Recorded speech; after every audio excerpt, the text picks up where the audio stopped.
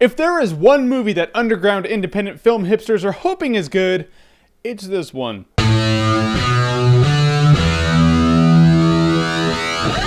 The Girl with the Dragon Tattoo. So The Girl with the Dragon Tattoo stars Daniel Craig and the girl from The Social Network who was also in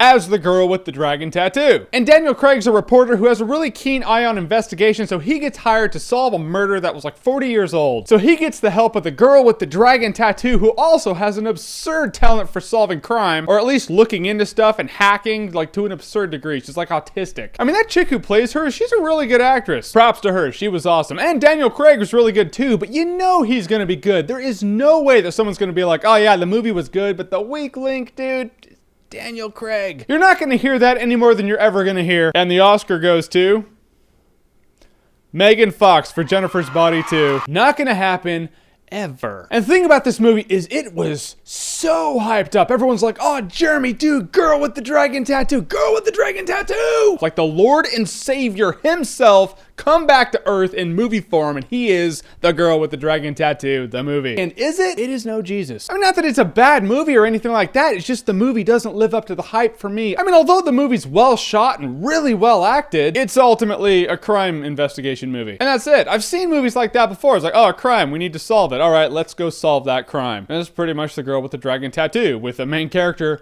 that has a lot of damage. Seriously, it really doesn't cover it, the word damage. In fact, calling her damaged is like calling Hitler a prick. Yeah, it's true, but it just doesn't really hit the gravity of the situation. And you can argue that it's not about the crime, it's about the girl with the dragon tattoo. But it doesn't feel like that. It feels like it's about the crime until the last 20 minutes of the movie where it's not about the crime anymore. And of course, there's a whodunit aspect. It's like, all right, who did this crime? And I was thinking, I don't know who did it, but if the movie is cliche, it's going to be that person right there, because that person in a cliche movie would be the killer. And that person was. That's all I'm saying. That's all I'm saying. I like the tone. I like the acting. I like the characters, but all in all, the movie was a 2-hour and 40-minute whodunit. It's not like one of the best things I've ever seen. It's okay. So weighing the pros with the cons, I will say this movie is a tour de force. With good acting, though. I'm just saying, it's good acting. And there you have it. Will people love it? Yes. Will people not? Yes. Will either be right or wrong?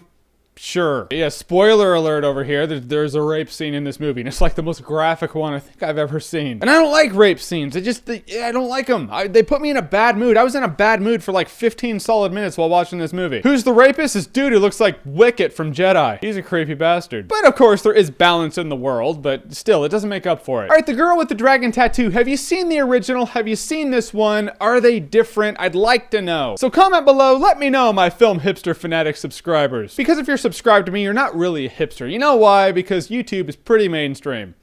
Let you soak in that for a while. And as always, if you like what you've seen here and you want to see more, click right here to see more.